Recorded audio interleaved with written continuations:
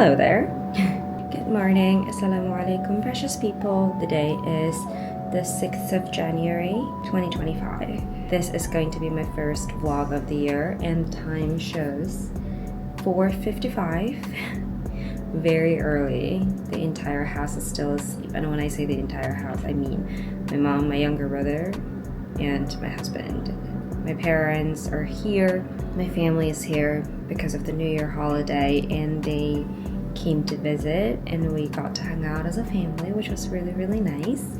And I am now awake because it's Monday, which means I'm going back to the office, and I still have a few days of makeup fast that I have to do before Ramadan starts in March, which is insane to think about. So here I am awake on my own.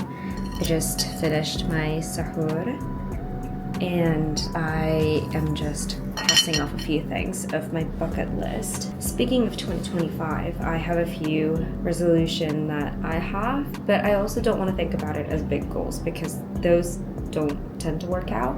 But I do have kind of systems that I set out for myself and rules. And one of them being that I have to fast minimum twice a week, and then once a week I have to get up and pray tahajjud if possible, which alhamdulillah I got to do today because I was already up and about anyway for sahur. And I also have to interact with the Quran at least once a day, and so that's where I am at right now. I'm going to be watching a podcast that talks about the verses of the Quran. It's really whatever is available online. I usually just look through whatever is available from Nouman Ali Khan's lecture on whatever verse is available because I make it a point to interact, and whatever I come across is usually what interests me at the time, and I tend to be quite thematic in the ways that I approach the topic. So for example, during Christmas, so 25th of December, I would be listening to podcasts about Prophet Isa, Prophet Yahya, about Maryam. And I think for the past year, I've been really trying to understand the significance of, Bani Israel. So I would watch podcasts or listen to podcasts about the prophets who were significant at the time. So like Prophet Musa, Prophet Yusuf, right now I don't have any particular interests or curiosities per se, so I'm trying to figure out what to look up. Quran Tafsir,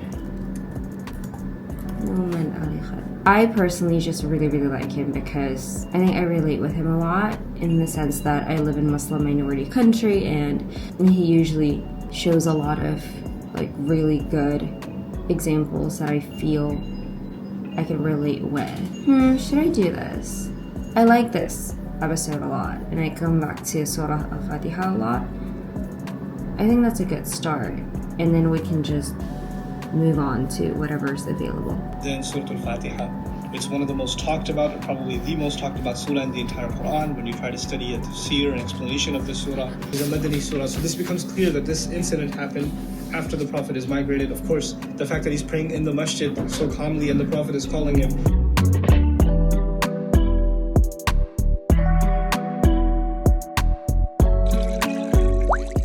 So I just finished watching this specific tafsir episode from Quran Weekly. So these are my notes because I learned that personally I process information so much better if I note them down. And there is a scientific fact behind this. If you take notes down rather than snapping pictures, it commits the knowledge into your working memory and it gets transferred to your long-term memory, and therefore you retain that information that you just received. Some of the things that I really, really like about these explanations is that when you read the Quran and you read the translation, it still doesn't fully reflect, in my opinion, the greatness of the Quran. It doesn't even begin to encompass the entire kind of miracle of it. And so listening to these tafsir and really reminding myself that I still have a lot to learn when it comes to my own faith, I think is really important. And some of the examples that I learned today about Al-Fatiha, and honestly I come back to these episodes a lot. Whenever I'm biking or whenever I'm outside and I have my headphones and I don't want to listen to music, I usually turn on podcasts. And one of the episodes that I go to is always the reflection or tafsir of Al-Fatiha. And I feel like I always learn something new. Something that I learned today is this idea of Al-Fatiha as a mathani. Its translation is literally paired together. So when you're reading Al-Fatiha, you always pair it with another surah. And the Al-Fatiha itself serves as an introduction, right? So the lens in which you put on before you read the rest of the Quran. And so you always project this meaning of Al-Fatiha with any surah that you read, whether that surah is about war, like At-Tawbah, or whether that surah is about Allah's mercy.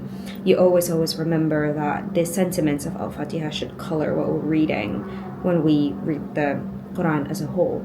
And so that is one example of how it's a pair. It needs to be paired together. Another example is how there's 3 parts of the Quran. So the first part, which are verses 1 to 4, is about Allah, so information about Allah. And then there's about Allah and us in the second part, which is the 5th verse. And then the last part is purely about our actions. So that's also how the Quran is a great pair between Allah and us. And then there's more. I definitely did not explain that to you well, I don't think. So I definitely suggest that you go check the description box if you want to hear the tafsir yourself and see what you come up with. Okay, I'm gonna go pray subuh now, and then I'm gonna go get ready to go to work. Bye.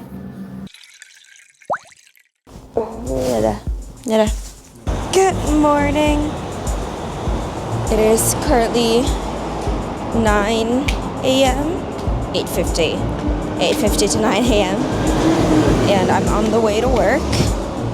Usually when I'm on the way to work, I spend the commute time listening to al-Ma'surat, or my morning dhikr basically.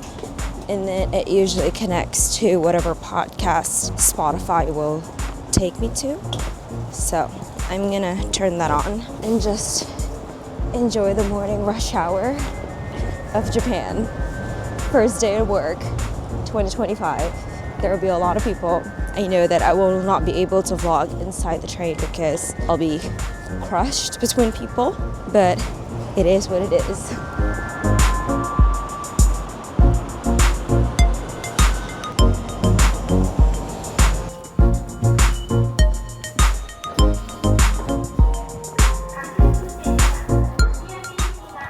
So I survived the morning rush, and I'm currently walking to the building where I work. So I work in Shibuya, and I live one station away in the Den-en Toshi line.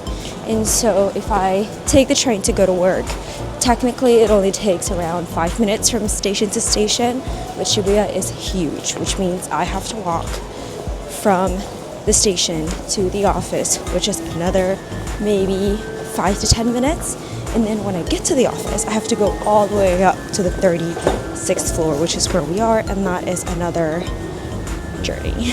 So in total, I think it takes about 20 minutes to get to work. Not because it's far distant-wise, but it's just that I have to go up. And this is the escalator that we go through, and it's so pretty. It's like Team Lab.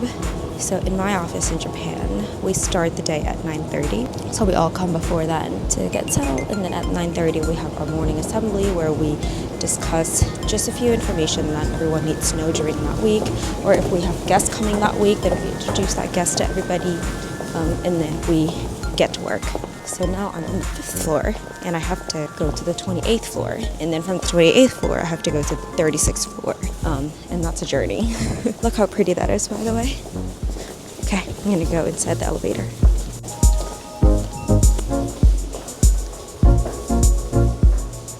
Gorgeous, gorgeous view. Let's go to the 36th floor now. We're on the 33rd floor, 34, 35. We're here. In total, there's 38 floors in this building. I haven't been here for about 10 days now, so it's great. It's good to be back. おはようございます。おはようございます。おはようございます。おはようございます。明けましておめでとうございます。I'm vlogging right now. Really? Yes, first day of work. Do you want to say hi? Hello, Happy New Year. Happy New Year. ありがとうございます。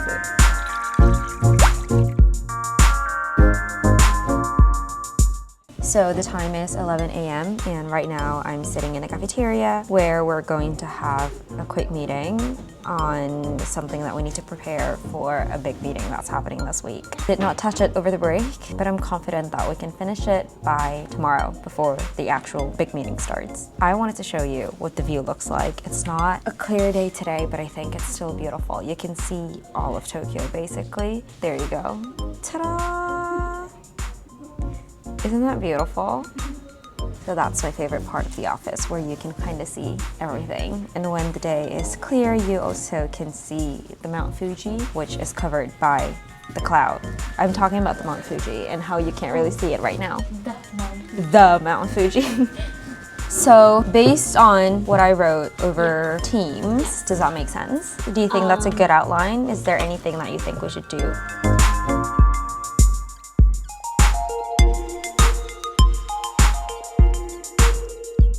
So we're in the disabled bathroom and I'm here to prepare myself for prayer. I usually use this bathroom to get some privacy because I need to take off my hijab, and I also didn't want to cause disturbance or mess in the ladies' bathroom. So I usually come here, do my ablution, clean everything, and then I go to the prayer room. And yes, we do have a prayer room in the office. I will be showing that to you later, but for now I'm gonna go get ready.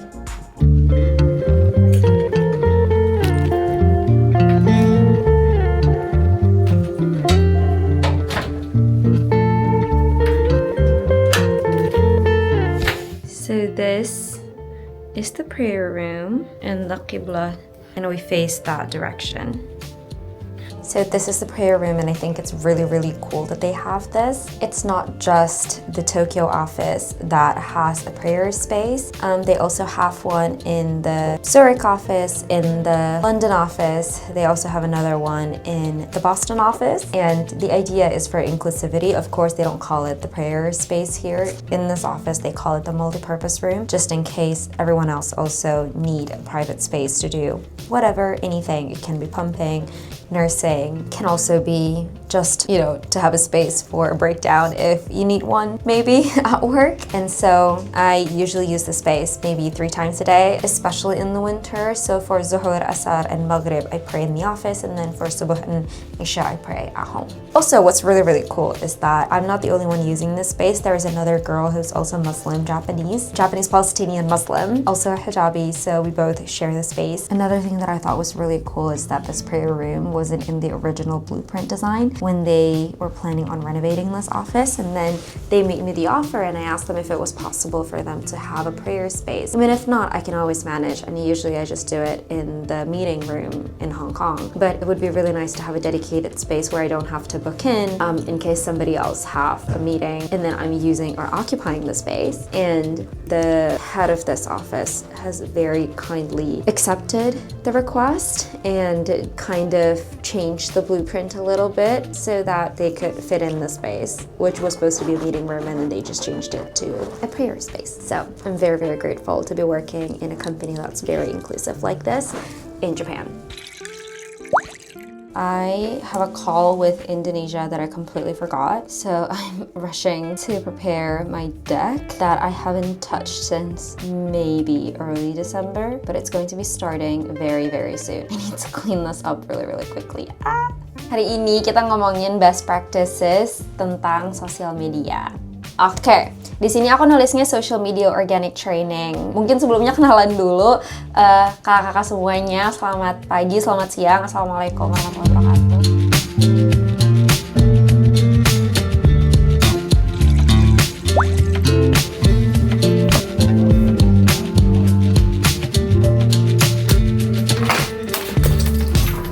That is the Mount Fuji is supposed to be, but you don't really see anything right now because of the weather. You want to introduce yourself? Hi everybody, my name is Cindy. I'm a 360 in Asia. Cindy is what I used to be. Yes. And Zavira is what I will. So Cindy is basically in the role that I was in when I was in Hong Kong, which everyone who watches my YouTube channel, you guys can find those vlogs somewhere in the jungle. And now we have Cindy here based in Japan. Just finished her rotation in Shanghai. How does it feel to be back in Japan? It feels good. Shanghai was great. The Shanghai office was great. But it's also great to be back here, like home. Welcome back. Thank you. And Happy New Year. Happy New Year.